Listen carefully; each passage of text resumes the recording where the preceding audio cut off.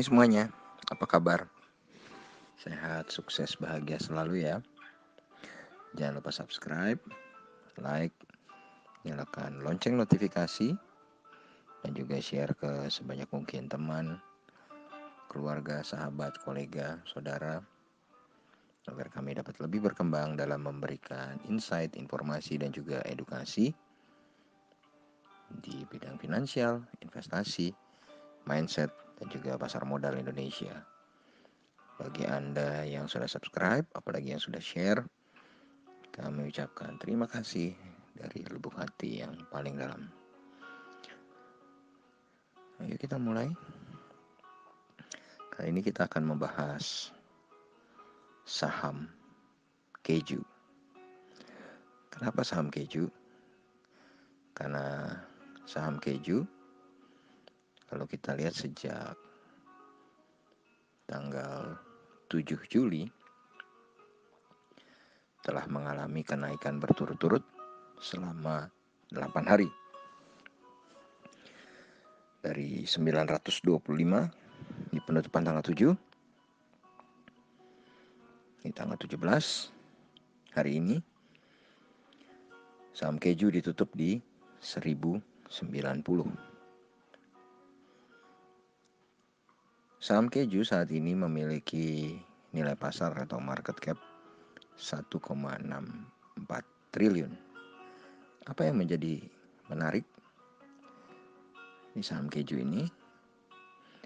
Karena di minggu depan atau tepatnya tanggal 21 Juli saham keju akan membagikan dividen sebesar Rp80.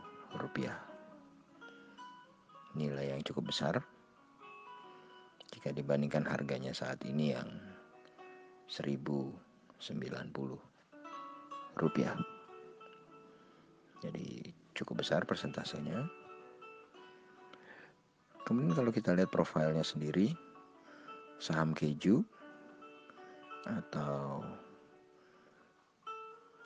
orang panggilnya sebenarnya sering dibilang saham procis atau saham penghasil keju procis, sebenarnya namanya adalah PT Mulia Bogaraya Tbk.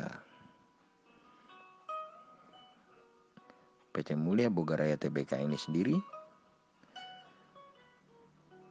IPO pada tanggal 25 November 2019 dengan harga 750.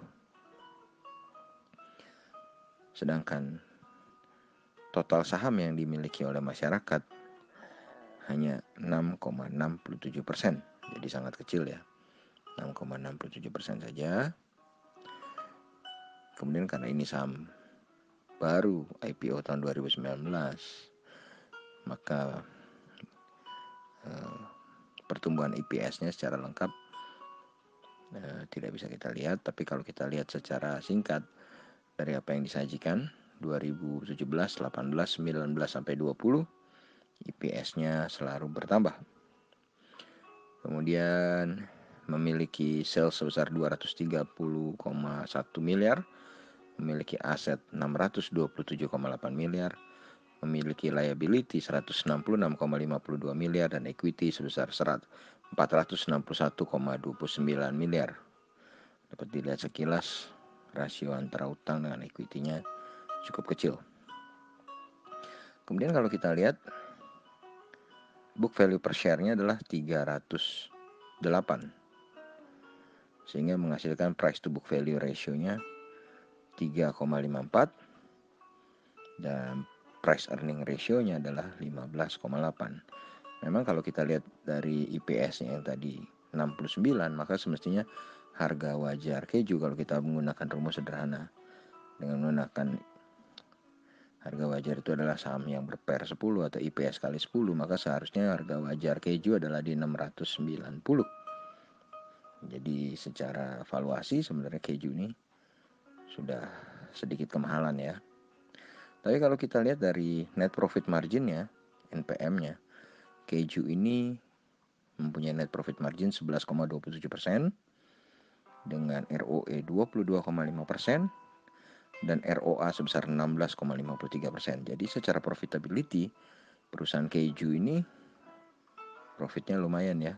NPM, ROE, ROA-nya semua di atas single digit atau double digit ya. Kemudian liquidity-nya atau rasio utangnya ini yang cukup menarik, bahwa keju memiliki rasio utang yang sangat kecil 36,1%, di mana ini untuk ukuran saham yang melantai di pasar modal Indonesia ini termasuk kecil. Lalu kalau kita lihat pergerakan harganya secara year to date, terendahnya adalah di 655, tertingginya adalah di 1120. Jadi kalau secara grafis pergerakan harganya, maka saat ini harga keju sudah ada di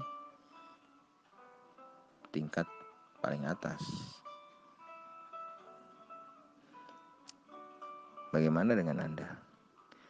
Apakah Anda tetap tertarik membeli saham keju dengan mendapatkan dividen yang Rp80 dengan ada kemungkinan turun karena harganya sudah sangat di atas, atau Anda tetap keep dividennya dan yakin bahwa dengan profitability yang bagus, dengan rasio utang yang bagus, saham keju akan terus bertumbuh, atau Anda malah tunggu dulu sejenak, setelah pembagian dividen saham keju kemungkinan turun, baru Anda beli untuk Anda koleksi lagi dengan asumsi bahwa saham ini secara profitability cukup bagus walaupun secara valuasi sudah tidak murah lagi, karena baik PER maupun PBV-nya sudah termasuk mahal. Jadi kembali ke Anda, ini hanya sebuah analisa kecil untuk membantu Anda menentukan trading plan. Semoga bermanfaat. Jangan lupa untuk terus membuat trading plan dan memvalidate trading plan Anda secara berkala, dan juga terus belajar, terus mengamati juga pergerakan bursa, baik itu IHSG sendiri maupun bursa regional maupun bursa Amerika, Eropa, yang selalu kami sajikan dalam market outlook dan market review, serta Anda bisa gunakan rekomendasi kami untuk belajar bersama-sama menganalisa, bukan rekomendasi membeli. Dengan belajar bersama-sama menganalisa, saya berharap kita semua mendapatkan profit yang maksimal di pasar modal Indonesia. Tetap sehat, tetap semangat, dan jangan lupa bahagia. Terima kasih.